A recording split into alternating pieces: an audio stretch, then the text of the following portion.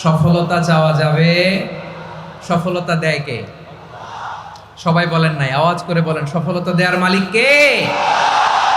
এক কথাই রব্বুল আলামিন বলেন, ওয়া ইয়ামসাসকাল্লাহু বিদুররিন ফালা কাশিফা লাহু ইল্লা হু ওয়া ইয়ুরিদকা বিখাইরিন ফালা রাদ্দা লিফাদলি ইউসিবু বিহি মান ইয়াশাউ মিন ইবাদিহি ওয়া হুয়াল গফুরুর রহিম। আল্লাহু আকবার। আল্লাহ বললেন, ওয়া ইয়ামসাসকাল্লাহু বিদুররিন ফালা কাশিফা লাহু ইল্লা হু। আল্লাহ যদি তোমাকে কোনো বিপদ স্পর্শ করায়, আল্লাহ যদি তোমারে কোনো বিপদে ফেলে দেয়, ওই বিপদ থেকে উদ্ধার করার তিনি ছাড়া আর কেউ নাই। জোরে বলেন ঠিক কিনা? তিনি যদি কোনো বিপদে ফেলেন, তিনি ছাড়া বিপদ থেকে উদ্ধার করার কেউ নাই। আর তিনি যদি তোমার প্রতি কোনো অনুগ্রহ করতে চান, ওই অনুগ্রহ ঠেকিয়ে দেওয়ার ক্ষমতাও কারো নাই। আল্লাহ যদি আপনার সফলতা দিতে চায়, পৃথিবীর কোনো শক্তি ওই সফলতাকে থামাতে পারে? এজন্য আল্লাহ বললেন, খবরদার, চিন্তার আকীদা খালিস করে নাও। ওয়া ইয়ামসাসকাল্লাহু বিদুররিন ফালা কাশিফা লাহু ইল্লা হু। আল্লাহ বিপদে ফেললে বিপদ থেকে উদ্ধার করার কেউ থাকে না।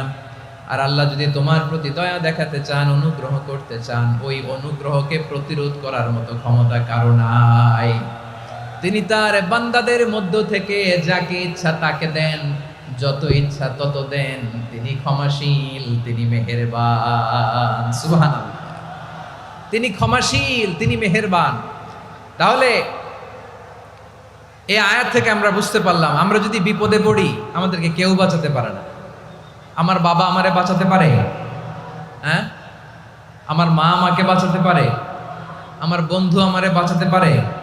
আমার দলের কর্মী আমাকে বাঁচাতে পারে? আমার পীর সাহেব আমারে বাঁচাতে পারে? আমার পটুয়াখালীর ভাইয়েরা খেয়াল রাখবেন, বাঁচাতে পারে এক মহান সত্তা, উদ্ধার করতে পারে এক মহান সত্তা। চিৎকার করে বলুন, তিনি কে? আবার আল্লাহ বললেন, আম্মান ইউজিবুল মুত্তাররা ইযা দাআহু ওয়া ইয়াকশিফুস সুআ ওয়া ইয়াজআলুকুম খুলাফাআল আরদ আইলাহুম মা'আল্লাহ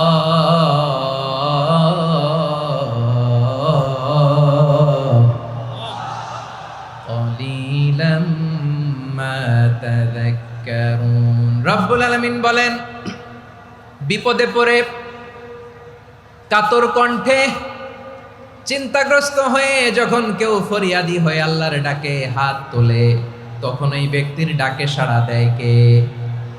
সবাই বলুন। কাতর কণ্ঠে বিপন্ন অবস্থায় আপনি যখন কেঁদে কেঁদে হাত তুলে আপনার দুঃখের কথা জানান, আপনি যখন ডাকেন তারে, তখন আপনার ডাকে সাড়া দেয় কে?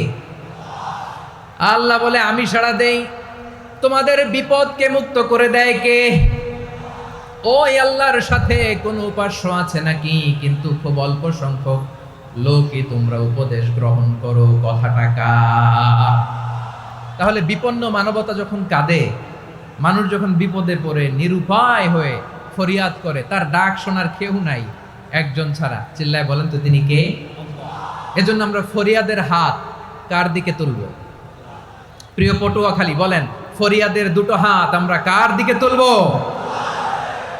এবং খেয়াল রাখতে হবে, মাথার সাথে সেট করে নিতে হবে, আল্লাহ ছাড়া আমাকে উদ্ধার করার কেউ নাই। এই পৃথিবীতে কেউ আপন না। প্রিয় ভাই, বিপদে পড়লে বোঝা যায় কেউ আপন না। আপন শুধু একজন মহান সত্তা, তিনি কে? এটা কি আপনারা খেয়াল রাখতে পারবেন? হ্যাঁ, বিপদে আপদে কেউ আমাদের বাঁচাতে পারে না, তরাতে পারে না, মুক্তি দিতে পারে না, উদ্ধার করতে পারে না, একমাত্র আমার প্রভু ছাড়া, আল্লাহ ছাড়া। চিল্লায় বলেন ঠিক কিনা? এবং প্রিয় পটুয়াখালীর ভাইয়েরা, মাথার সাথে এটা সেট করে নিতে হবে যে আমাদের পুরো জীবনটাই পরীক্ষা। পুরো জীবনটাই কি? The life is a test. পুরো জীবনটাই পরীক্ষা। এই জীবনে বিপদ আসবে, আপদ আসবে, পরীক্ষা আসবে, সবার জীবনে এটা থাকে। এক একজনের পরীক্ষা এক এক রকম। আমার পরীক্ষা একরকম, মাসুদ ভাইয়ের পরীক্ষা একরকম, চৌধুরী সাহেবের পরীক্ষা একরকম, আপনার পরীক্ষা একরকম, উনার পরীক্ষা আবার আরেক রকম। পুরো পৃথিবীটাই পরীক্ষা ক্ষেত্র, সবাই পরীক্ষা দিচ্ছি, কিন্তু কারো পরীক্ষা প্রশ্নের সাথে কারোটার মিল নাই। সুবহানাল্লাহ পড়বেন না? পুরোটাই পরীক্ষা ক্ষেত্র, সবাই পরীক্ষার্থী, কিন্তু প্রশ্নপত্র একটার সাথে আরেকটা মিলে না। One doesn't match the other, একজনেরটার সাথে আরেকজনেরটা মিলে না। কাউকে আল্লাহ তাআলা ধনী বানিয়ে পরীক্ষা করেন। কি বানিয়ে? কথা কি বুঝতেছেন নাকি কষ্ট হচ্ছে? কষ্ট হচ্ছে আপনাদের? কাউকে আল্লাহ ধনী বানিয়ে পরীক্ষা করেন, আবার কাউকে আল্লাহ তাআলা গরিব বানিয়ে পরীক্ষা করেন, কাউকে আল্লাহ অসুস্থ বানিয়ে পরীক্ষা করেন। কেউ দেখবেন যে দুরারোগ্য ব্যাধিতে আক্রান্ত, ডাক্তার বলেছে আর সময় নাই, দুরারোগ্য ব্যাধি, ক্যান্সার, যার নেই কোনো অ্যান্সার, তার জন্য পরীক্ষা হচ্ছে এই রোগ। আরেক লোক দেখবেন তার আবার রোগ বালাই নাই, মাশাআল্লাহ, তাকে আল্লাহ তাআলা আর্থিক দৈন্যতা, দারিদ্রতা দিয়ে পরীক্ষা করছেন। এরকম আছে না নাই? টাকা পয়সা নাই, দিন আনে দিন খায়, যা আছে তাতে চলে না, এটা তার জন্য পরীক্ষা। আবার আরেক শ্রেণীর লোক দেখবেন তাকে আল্লাহ অসুস্থতাও দেয় নাই, দারিদ্রতাও দেয় নাই, তার দাম্পত্য জীবনের সমস্যা। আছে না নাই? স্ত্রী কথা শোনে না, অথবা ছেলে মেয়ে কথা শোনে না। তাহলে পরীক্ষা সবার জীবনে আছে, এক একজনের পরীক্ষাটা এক এক রকম। আল্লাহ তাআলা দেখতে চায় যে এই পরীক্ষার সময় আমরা কিরকম রেসপন্স করি, how to deal with the test, কিভাবে এই বিপদ আপদ পরীক্ষাগুলোকে আমরা হ্যান্ডেল করব, ডিল করব। এটা হচ্ছে আজকের আলোচনার বিষয়। বুঝতে পেরেছেন সবাই আমার প্রিয় ভাইয়েরা? তাহলে পরীক্ষাময় আমাদের জীবন, আপদ পরীক্ষা, এটা মানুষের পিছু ছাড়ে না। সবার জীবনে পরীক্ষা আছে, নবীদের জীবনেও পরীক্ষা ছিল। সাহাবারা জিজ্ঞেস করেছেন, ইয়া রাসূলুল্লাহ, আইয়ুন নাসি আশাদ্দু বালাআন ফিদ দুনিয়া, এই দুনিয়ার বুকে কাদের পরীক্ষা সবচেয়ে বেশি? বিশ্বনবী বলেছেন, আল আম্বিয়া, এই পৃথিবীতে সবচেয়ে বেশি পরীক্ষা আল্লাহ তাআলা নিয়ে থাকেন নবীদের। কাদের? নবীদের। সুম্মাল আমসাল ফাল আমসাল, এরপরে নবীদের পরের স্তরে যারা, তাদের পরীক্ষা। এরপরে তাদের পরের স্তরে যারা, তাদের পরীক্ষা। সিদ্দিকিনদের, সোহাদাদের, সলিহিনদের, আল্লাহওয়ালাদের। যার ঈমান যত মজবুত, তার জীবনে পরীক্ষাও তত বেশি। চিল্লায় বলেন ঠিক কিনা? তাহলে মুমিনরা, বিশ্বাসীরা, আমরা কি পরীক্ষা, বিপদ আপদে ভয় পাই? হ্যাঁ, বিপদ দেখলে ভয় লাগে আপনাদের? ভয় লাগে? হ্যাঁ, না, মুমিনরা বিপদে ভয় পায় না, তারা হতাশ হয় না, সুবহানাল্লাহ, তারা নিরাশ হয় না। বিশ্বাসীরা হাল ছেড়ে দেয় না, তারা ভরসা রাখে একজনের উপর। চিল্লায় বলতে হবে তিনি কে? কারণ মুমিন জানে the grief isn't permanent, the test isn't permanent, the struggle in our life isn't permanent. আমাদের জীবনের দুঃখ, কষ্ট, স্ট্রাগল, এগুলো পার্মানেন্ট নয়। after every difficulties there is an ease. সব কষ্টের পরেই একটা সুখ আছে না নাই? রব্বুল আলামিন বলেন, ফাইন্না মাআল উসরি ইউসরা, ইন্না মাআল উসরি ইউসরা, ভয় পেও না, চিন্তা করো না, কষ্টের সাথেই আমি রেখে দিয়েছি স্বস্তি। সুবহানাল্লাহ বলেন। মুমিন জীবনে বিপদ যত বেশি, কষ্ট যত বেশি, তার সামনে সফলতা তার চেয়েও বেশি। ঠিক কিনা বলেন? কারণ বিশ্বাসীরা জানে রাত্রি যত গভীর হয়, সুবহে সাদিকের সময় তত আগাতে থাকে। গর্ভবতী নারীর পেটের ব্যথা যত বাড়তে থাকে, ঘরে নতুন মেহমান আগমনের সময় ঘনাতে থাকে। মুমিনদের উপর বিপদ, অত্যাচার, আপদ, পরীক্ষা যত বাড়তে থাকে, কালেমার পতাকা উড্ডয়নের সময় কাছে আসতে থাকে। বিশ্বাসীদের এগুলো হিসাব মিলানো অনেক আগে, এগুলো অনেক আগে হিসাব মিলানো। দুঃখের আধার শেষে সুখের আলো মিটি হাসে। চিল্লায় বলেন ঠিক কিনা? দুঃখ যত বেশি, পরীক্ষা যত বেশি, কষ্ট যত বেশি, সুখের সময় তত কাছাকাছি। চিল্লায় বলতে হবে ঠিক কিনা? এজন্য মুমিন জীবনে পরীক্ষা বেশি, মুমিনদের হতাশা নাই, মুমিনরা নিরাশ হয় না, হতাশ হয় কাফিররা। মুমিনরা কখনো হাল ছেড়ে দেয় না, মুমিনরা ভরসা রাখে একজনের উপর, তিনি কে? তাহলে আমার প্রিয় পটুয়াখালীবাসী, বিপদ থাকবে, পরীক্ষা থাকবে, এই বিপদ থেকে আমাদেরকে উদ্ধার করবেন একজন, তিনি কে? আমরা শুধু আল্লাহর উপরই ভরসা রাখবো। রাজি আছেন তো? চাইবো একজন সত্তার কাছে। আওয়াজ করে বলুন তিনি কে? একজন সত্তার কাছে চাইবে। বিশ্বনবী ওনার চাচাতো ভাই আব্দুল্লাহ ইবনে আব্বাস রাদিয়াল্লাহু তাআলা আনহুকে বললেন, ইয়া আব্দুল্লাহ ইবনে আল আব্বাস, হে আব্দুল্লাহ ইবনে আব্বাস, ইদা সাআলতা ফাসআলিল্লাহ, যখন চাইবে আল্লাহর কাছে যাও। ও আব্দুল্লাহ, যখন চাইবা আল্লাহর কাছে চাও। ওয়া ইদা ইসতাআনতা ফাসতাইন বিল্লাহ, যখন সাহায্য চাইবা আল্লাহর কাছে ফরিয়াদ করো। জেনে রেখো ও আব্দুল্লাহ, ওয়া'লাম আন্নাল উম্মাতা লাউ ইজতামাআত আলা আন ইয়ানফাউকা বিশাইইন লাম ইয়ানফাউকা ইল্লা বিশাইইন ক্বাদ কাতাবাহু আল্লাহু লাক। ও আব্দুল্লাহ, জেনে রেখো, মনে রেখো, গোটা বিশ্বের সবাই মিলে যদি তোমার উপকার করতে চায় ততটুকুই তারা করতে পারবে যতটুকু আল্লাহ তোমার নসিবে সেটা লিখে রেখেছে। ঠিক কিনা বলেন? আর যদি গোটা বিশ্বের সবাই মিলে তোমার বিরুদ্ধে কনস্পাইরেসি করে, ষড়যন্ত্র করে, গোটা বিশ্বের সবাই মিলেও যদি তোমার ক্ষতি করতে চায় ততটুকুই শুধু পারবে যেটা আল্লাহ তোমার জন্য বরাদ্দ রেখেছে। যতটুকু আল্লাহ তাআলা তোমার জন্য বরাদ্দ রেখেছে অতটুকুই ক্ষতি করতে পারবে, আর এক চুল বেশিও করতে পারবে না, কমও করতে পারবে না। চিল্লায় বলেন ঠিক কিনা? এজন্য আমরা চাইবো কার কাছে? সবাই বলেন নাই, আওয়াজ করে বলেন কার কাছে?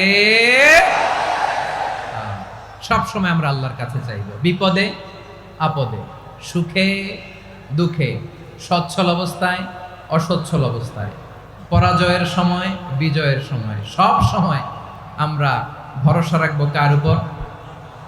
সবাই বলুন।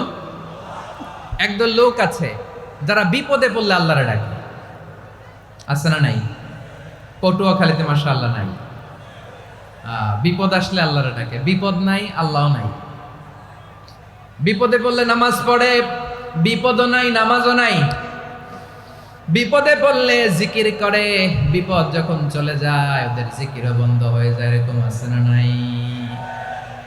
কিছু লোক দেখবেন পরীক্ষা আসলে নামাজ পড়ে, আছে আছে। জেনজি আওয়াজ করো, এরকম আছে? এই কমন পড়ে গেছে, কমন পড়ছে। দেখবেন পরীক্ষার সময় নামাজ পড়ে, পরীক্ষাও নাই নামাজও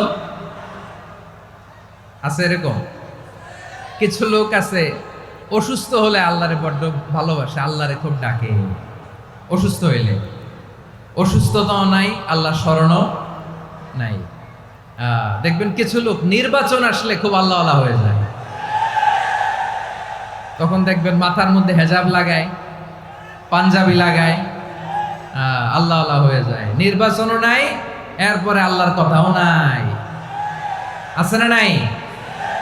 না, এরকম হওয়া যাবে না। সব সময় আমরা আল্লাহরে ডাকবো, বিপদে আপদে সব সময় ভরসা রাখবো আমরা একজনের উপর। আওয়াজ করে বলেন তিনি কে? এ কথায় আল্লাহ তাআলা আমাদের চোখে আঙ্গুল দিয়ে জানিয়ে দিলেন, ফাইদা রাকিবু ফিল ফুলকি দা'আবুল্লাহা মুখলিসিনা লাহুদ্দিন ফালাম্মা নাজ্জাহুম ইলাল বাররি ইযা হুম ইউশরিকুন। আল্লাহ বলে একদল লোক আছে, তারা যখন নৌযানে চড়ে, জলযানে চড়ে, সাগরের মধ্যে যখন জাহাজে চড়ে, লঞ্চে চড়ে, তারা যখন তুফানের সম্মুখীন হয় তখন তারা আল্লাহরে বড্ড বেশি ডাকে, একান্তভাবে ডাকে, বিশুদ্ধ চিত্তে ডাকে। আবার তুফান থেকে তাদেরকে সেফ জোনে নিয়ে, নিরাপদ জোনে নিয়ে যখন বন্দরে আমি আল্লাহ তাদেরকে ভিড়িয়ে দেই, ওই লোকগুলো আবার আমি আল্লাহর সাথে শিরিক করে। এরকম আছে না নাই? জাহাজে উঠছে, সাগরের মাঝখানে তুফান, ওই সময় দেখবেন আল্লাহ কারে কয়। এই কথা তো আপনাদেরকে বোঝানো সহজ, আপনারা তো নদীর দেশের মানুষ। লঞ্চে চড়েন নাই কারা কারা দেখি? লঞ্চে চড়ছেন? হ্যাঁ, লঞ্চে চড়ে নাই এরকম একজনও নাই এখানে। আচ্ছা, লঞ্চে উঠছেন কে কে দেখি? মাশাআল্লাহ মাশাআল্লাহ মাশাআল্লাহ। ঠিক আছে, আপনাদের বোঝানো সহজ। আচ্ছা, লঞ্চে উঠে তুফানের সম্মুখীন হয়েছেন, জলোচ্ছ্বাস, সবাই? মাশাআল্লাহ। তো এই ওয়াজ তো আপনাদের মুখস্থ, ঠিক কিনা বলেন? আমার বলার দরকার নাই, বলেন। মাঝ নদী, তুফান, জলোচ্ছ্বাস, জলের মধ্যে উচ্ছ্বাস, ঢেউ, টর্নেডো, সাইক্লোন, মেঘের ঘনঘটা, পরিবেশ ঘুটঘুটে অন্ধকার, লঞ্চ একবার এদিকে আরেকবার ওইদিকে, ভিতরে কি অবস্থা হয় বলেন তো? হ্যাঁ, তখন মুসলিমও আল্লাহরে ডাকে, হিন্দু আল্লাহরে ডাকে, ঠিক কিনা বলেন? আস্তিক আল্লাহরে ডাকে, নাস্তিক আল্লাহরে ডাকে, ঠিক কি না? লঞ্চের ভেতর, স্টিমারের ভেতর কান্নারে রোল পড়ে যায়, চিৎকারের রোল পড়ে যায়, সবার মুখ দিয়ে শুধু একটা আওয়াজ, লা ইলাহা লা ইলাহা লা ইলাহা সুবহানাল্লাহ আলহামদুলিল্লাহ লা ইলাহা। আল্লাহ নামের জিকির করবে যারা, আল্লাহর কাছে প্রিয় তারা, আল্লাহর কাছে প্রিয় যারা, জান্নাতে প্রবেশ করবে তারা, জোরে লা ইলাহা লা ইলাহা ইল্লাল্লাহ লা ইলাহা ইল্লাল্লাহ মুহাম্মাদুর রাসূলুল্লাহ সাল্লাল্লাহু আলাইহি ওয়াসাল্লাম। আমার প্রিয় পটুয়াখালীবাসী, তাহলে লঞ্চের ভেতরে যখন আমরা তুফানের মধ্যে পড়ি, তখন সবাই মিলে আমরা একটা নামের জিকির করি। নামটা কার? মুসলমানেরাও ডাকে, হিন্দুরাও ডাকে, আস্তিকও ডাকে, নাস্তিকও ডাকে, সবাই ডাকে একজনকে। তিনি কে? আবার দেখবেন ওই আল্লাহ তুফানের পরে, ঝড়ের পরে ওই লঞ্চটাকে যখন সদর ঘাটে ফিরিয়ে দেয়, আবার আমরা নাফরমানি শুরু করে দেই। সে কোথায়? আল্লাহ বললেন, ফাইদা রাকিবু ফিল ফুলকি দা'আউল্লাহ মুখলিসিনা লাহুদ্দিন ফালাম্মা নাজ্জাহুম ইলাল বাররি ইযা হুম ইউশরিকুন। সাগরে যখন তুফানে পড়ে আমি আল্লাহর ডাকে, আবার আমি আল্লাহ যখন বাঁচিয়ে দেই, আবার আমি আল্লাহর সাথে শিরিক শুরু করে। আমরা কি এরকম হতে চাই নাকি? এরকম করবেন? হ্যাঁ না, আমরা তুফানে পড়লেও আল্লাহরে ডাকি, আবার বাঁচায় দেওয়ার পরেও ডাকি কারে? আল্লাহকেই ডাকি। বিমানের মধ্যে মাঝে মাঝে দেখবেন যে এয়ার টার্বুলেন্স হয়, জানেন? এয়ার টার্বুলেন্স জানেন তো? মাঝে মাঝে বিমানটা বাউন্সিং করে, বাম্পি, ভেরি বাম্পি ওয়েদার। শোনেন নাই? 40,000 ফিট উপরে যখন থাকে, তখন পাইলট মাঝে মাঝে বলে, dear passengers, ladies and gentleman, right now we are flying 40,000 feet above the ground and we are passing very air turbulence, very heavy air turbulence right now. Please fasten your seat belt. দেখবেন মাঝে মাঝে বলে যে, ভদ্র মহিলা, ভদ্র মহোদয়গণ, আমরা 40,000 ফিট উপর দিয়ে যাচ্ছি আর এয়ার টার্বুলেন্স ফেস করছি, মেহেরবানি করে আল্লাহর হস্তে সিট বেল্ট বাঁধুন। তখন বিমানটা এরকম বাউন্সিং করে, শেকিং করে। আপনারা মুখোমুখি হয়েছেন? ইদানিং এই এয়ার টার্বুলেন্স বেড়ে গিয়েছে। গত বছর আমার ইন্টারন্যাশনাল অনেকগুলো ফ্লাইট ছিল, তো আমি দেখলাম যে আগের ফ্লাইটগুলোর তুলনায় এখন এয়ার টার্বুলেন্স খুব বেশি। আমি একটু রিসার্চ করে দেখলাম, ক্লাইমেট চেঞ্জের কারণে, জলবায়ু পরিবর্তনের কারণে আকাশের বাতাসের মুভমেন্টে পরিবর্তন হয়েছে, ফলে এখন বিমান শেকিং করে বেশি, বাউন্সিং, বাম্পি ওয়েদার। তো বলেন তো, 40,000 ফিট উপরে যখন আপনি, কয় হাজার ফিট? সবাই বলুন, কয় হাজার ফিট? 40,000 ফিট উপরে যখন আপনি, তখন যখন বিমানটা এরকম বাউন্সিং করে, সবাই যখন ভমিটিং করে বিমান নষ্ট করে দেয়, বমি করে, তখন বাঁচানোর কে আছে আল্লাহ ছাড়া? কেউ আছে? ওই মুহূর্তেও সবাই মিলে একজনের ডাকে আওয়াজ করে বলেন, তিনি কে? মাঝে মাঝে কিছু সোশ্যাল মিডিয়ায় কিছু ভিডিও পাওয়া যায় যে হেভি যখন এয়ার টার্বুলেন্স হয়, 10 সেকেন্ড 15 সেকেন্ডের কিছু ভিডিও পাওয়া যায়, বিমানটা এরকম বাউন্সিং করছে, বাম্পি ওয়েদার, কাঁপছে, মানুষগুলো বমি করছে, অক্সিজেন মাস্কগুলো সব ঝুলে পড়েছে, বিমানটা শুধু কাঁপছে। তখন দেখবেন বিমানের ভেতরেও এরকম লঞ্চের মতো চিৎকার আছে না নাই? বিমানের ভেতরেও তখন চিৎকার। গত বছর হিথ্রো এয়ারপোর্ট থেকে সিঙ্গাপুর এয়ারলাইন্সের একটা ফ্লাইট, হিথ্রো টু চাঙ্গি, একটা ফ্লাইটে এমন বেশি এয়ার টার্বুলেন্সের শিকার হয়েছিল ওই এয়ারক্রাফটটা, 33 জন যাত্রী সেখানে আহত হয়েছে, একজন যাত্রী নিহত হয়েছে। কেবিন ক্রুজ, এয়ার হোস্টেস যারা আছে, একজনের নাক ফেটে, চোখ ফেটে, কপাল ফেটে, ব্লিডিং হয়ে শয়লা। প্রিয় ভাইয়েরা, ওই 40,000 ফিট উপরে বিমানটা যখন কাঁপবে, তখন আমাদেরকে আল্লাহ ছাড়া আর কেউ বাঁচানোর আছে? এত আসতে বললে হবে? ওই কঠিন মুহূর্তে আমার বাবা আমারে বাঁচাতে পারে, আমার বন্ধু আমারে বাঁচাতে পারে। এই গ্রাউন্ডে, জমিনের বুকে আমার প্রোটোকল, আমার ক্ষমতা, আমার দাম্ভিকতা কোনো কিছু আমারে বাঁচাতে পারে?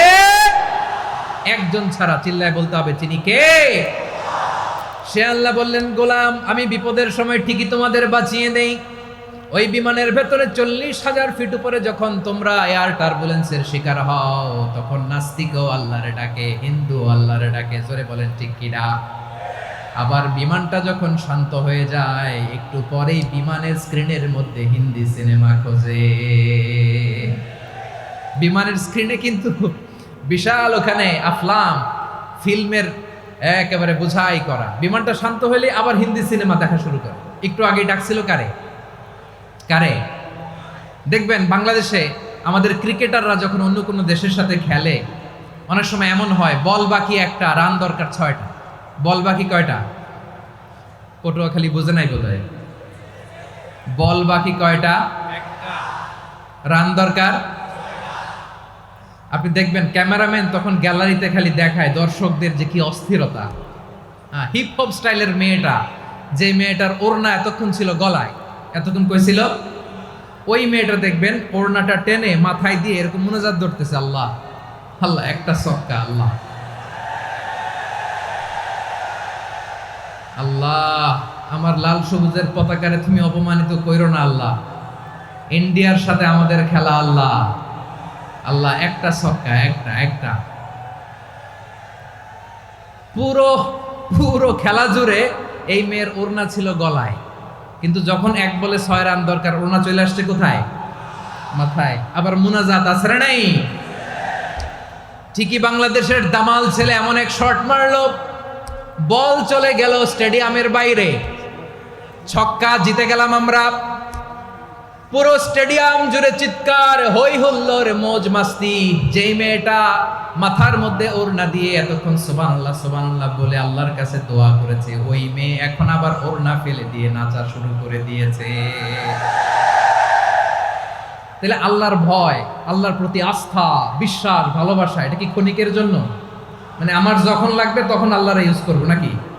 হ্যাঁ, বিপদে আপদে, সুখের সময় দুঃখের সময়, সচ্ছল অসচ্ছল অবস্থায় বিশ্বাসীরা ভরসা রাখে একজনের উপর। চিৎকার করে বলো, পটুয়াখালী তিনি কে? সে আল্লাহ বললেন, গোলাম মনে করো না জাহাজ থেকে সদরঘাটে ভিড়িয়ে দিলাম, তুমি নিরাপদ হয়ে গেছো। মনে করো না 40,000 ফিট থেকে সেফ ল্যান্ডিং এর পরে এয়ারপোর্টে নেমে গেলেই তুমি নিরাপদ হয়ে গেছো। ও মিয়া, বিপদ কি শুধু সাগরে আর আকাশে? ঘরের বিপদও, ঘরের ভেতরও বিপদ আসতে পারে কি পারে না? এজন্য সূরা মুলক আল্লাহ বললেন, আমিনতুম মান ফিস সামাই আন ইয়াখসিফা বিকুমুল আরদা ফাইযা হিয়া তামুর। তোমরা কি ভাবছো তোমরা নিরাপদ? সাগরের মধ্যে তুফান, আল্লাহ আল্লাহ ডাকলাম, সদরঘাটে যেয়ে পড়ছি, বাইসা গেছেন তো আপনি।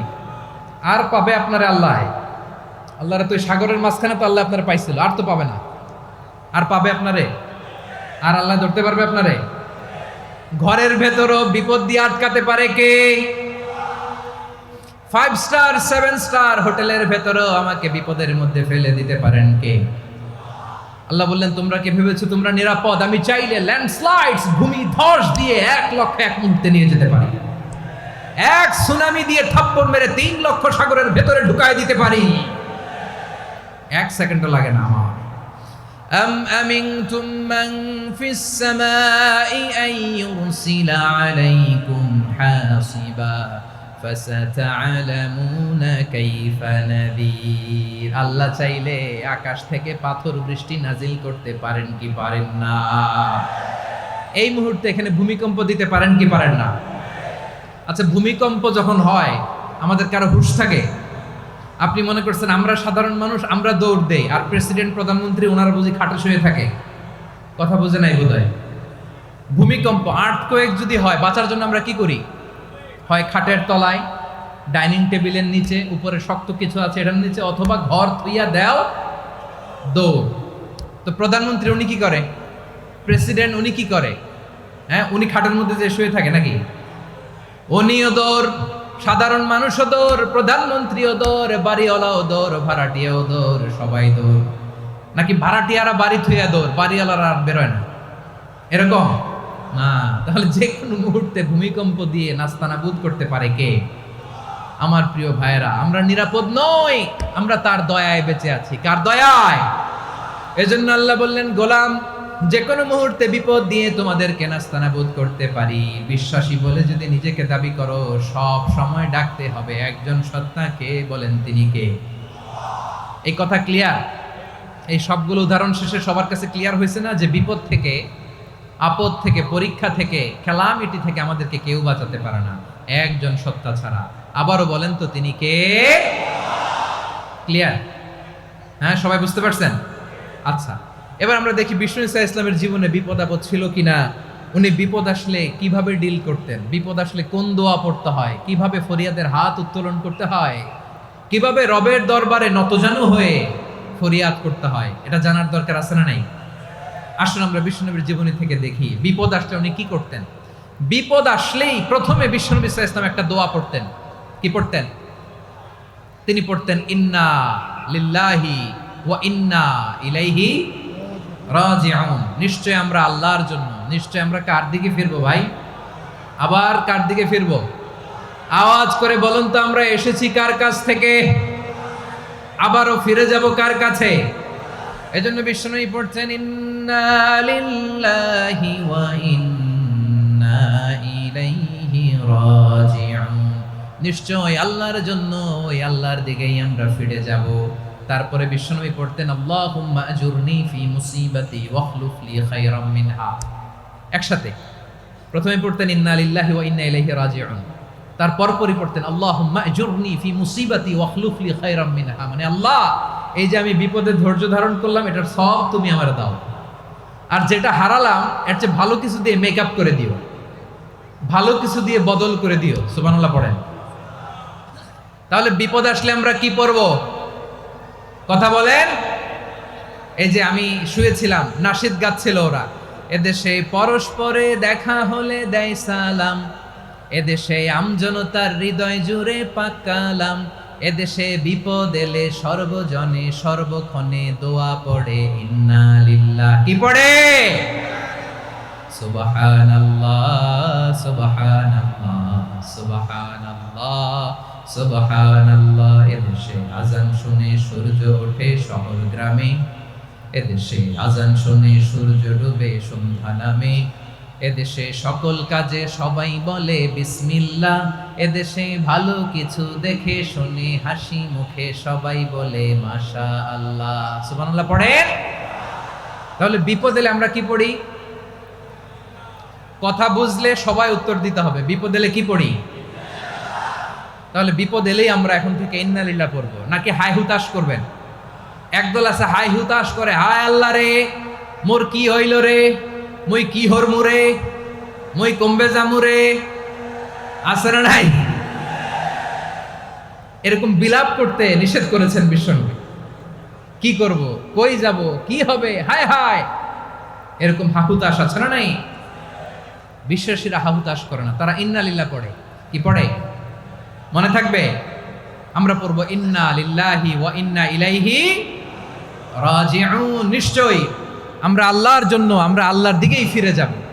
এরপর পড়বো আল্লাহুম্মা আজুরনি ফি মুসিবাতি ওয়াখলুফ লি খায়রাম মিনহা। আল্লাহ, আমি যে বিপদে ধৈর্য ধারণ করলাম এটার সওয়াব দিও, আর যা হারালাম তার চেয়ে ভালো কিছু দিয়ে বদল করে দিও। সুবহানাল্লাহ পড়েন। বিশ্বনবীর হাদিস শুনলেন উম্মে সালামা রাদিয়াল্লাহু তাআলা আনহা। ওনার স্বামী হলো আবু সালামা। মজার ঘটনা খেয়াল করে শুনেন আমার প্রিয় কলিজার টুকরা ভাইয়েরা। কানগুলো খরগোশের কানের মতো খাড়া করে আমার দিকে তাকান। সাইয়্যিদাতুনা উম্মে সালামা রাদিয়াল্লাহু তাআলা আনহা, ওনার স্বামীর নাম আবু সালামা। শ্রেষ্ঠ দম্পতি, শ্রেষ্ঠ ফ্যামিলি। প্রথমে হিজরত করেছিলেন হাবাসায়, পরে হিজরত করেছেন মদিনায়। উহুদ যুদ্ধের পরে ওনার স্বামী আবু সালামা ইন্তেকাল করলো, শহীদ হলো। সুবহানাল্লাহ পড়েন।